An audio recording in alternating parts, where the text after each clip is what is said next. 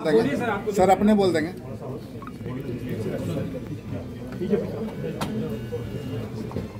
साथियों, आप सबने देखा और आज के ऐतिहासिक दिन के गवाही बने।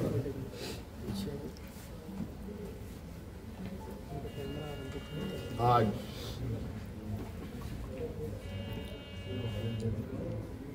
भव्य शपथ ग्रहण के बाद नई सरकार गठन के मार्ग प्रशस्त हुए हैं। उसके पश्चात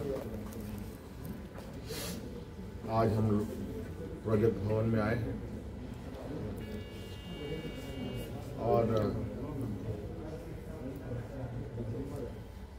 बहुत सारे बिंदुओं के साथ पदाधिकारियों को निर्देश भी दिया गया। उनमें से कुछ महत्वपूर्ण बिंदु हमारे सामने थी, जिसका हम लोगों ने निष्पादन किया। आप सब लोगों ने देखा और आप सब लोगों को मालूम है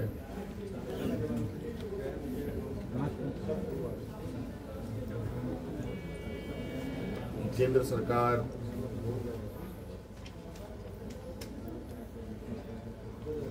देश की रक्षा हेतु अग्निवीर जैसी कार्यक्रम को चला रही है।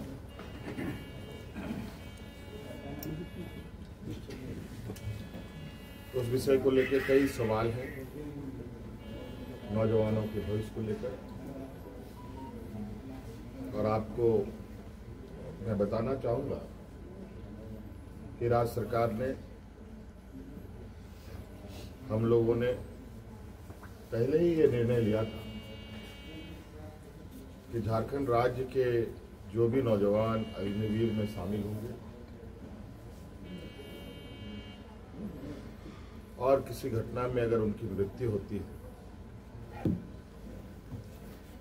तो उनके पूरे परिवारों के साथ, परिवारजनों के साथ राज्य सरकार खड़ी रहेगी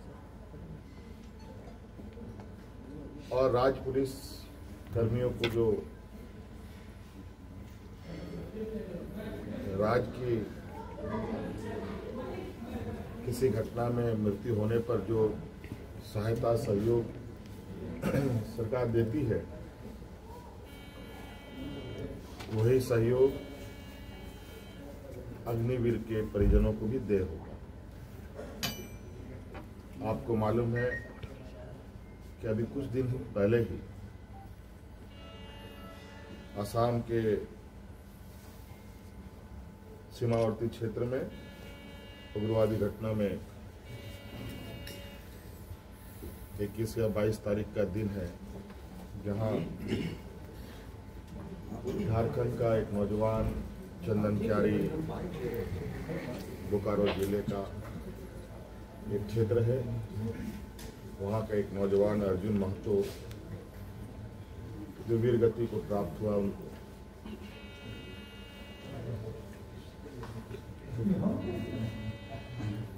और आज हमने उनके परिजनों को बुलाया, उनके भाई को हम लोगों ने एक नियुक्ति पत्र दिया और 10 लाख रुपए अनुदान भी उन्हें उपलब्ध कराया गया और उनके भाई बलराम महतो बोकारो समाहरणालय में चतुर्थ वर्ग के पद पर उनको नियुक्त भी किया गया।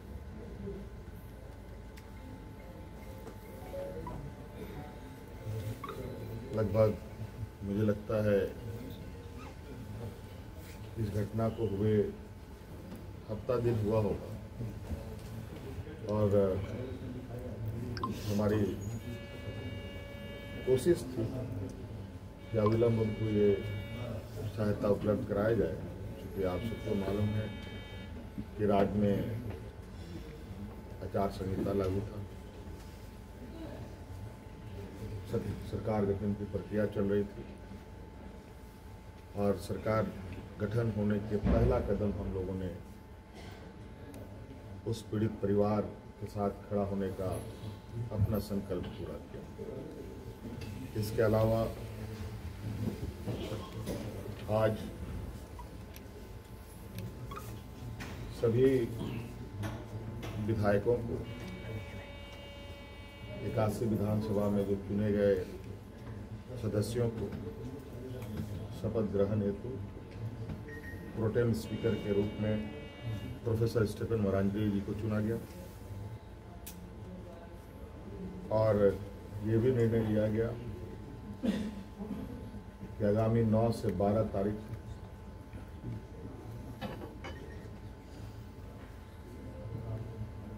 सरकार का प्रथम सत्र आहूत होगा और ये भी निर्देशित किया गया कि जो हमने निर्णय लिया था कि मैया सम्मान योजना के तहत दिसंबर माह से महिलाओं के खाते में 2,500 रुपये देने का, उसे भुगतान किया जाएगा प्रति माह। केंद्र सरकार में हमारा जो बकाया है 1,36,000 करोड़ रुपया,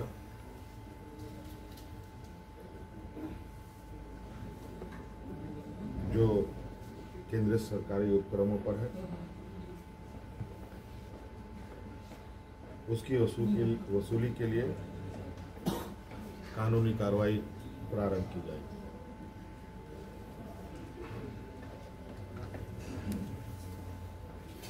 आपको पता है ये राज्य देश का सबसे पिछड़ा राज्य है। यहाँ पर सामाजिक सुरक्षा, सोशल सिक्योरिटी अत्यंत महत्वपूर्ण और आवश्यक है। इसके तहत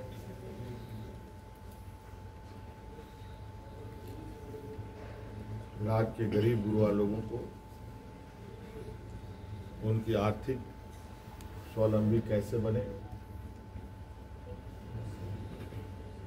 और इसको लेकर सरकार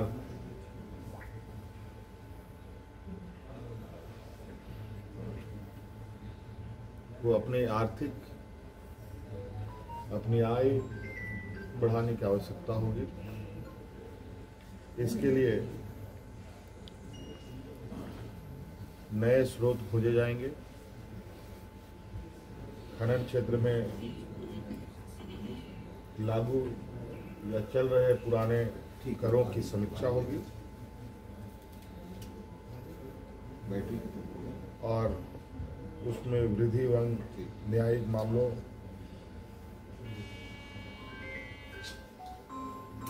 जो लंबित है उन सबको त्वरित गति से खत्म किया जाएगा।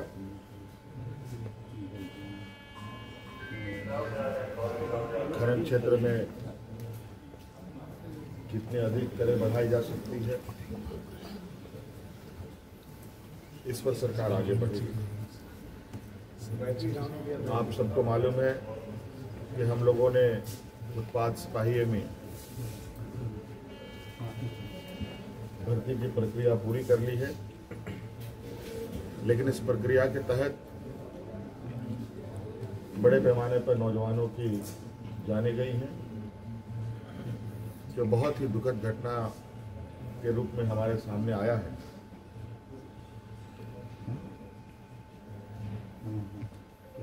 क्योंकि भविष्य में भी बड़े पैमाने पर पुलिस की बहाली होनी है, इसलिए अविलंब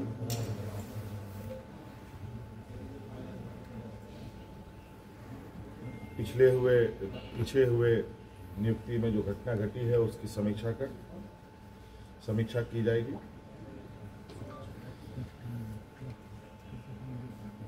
राज्य में सभी पदों पर नियुक्ति के लिए जेपीएससी और जेएसएससी तथा अन्य प्राधिकार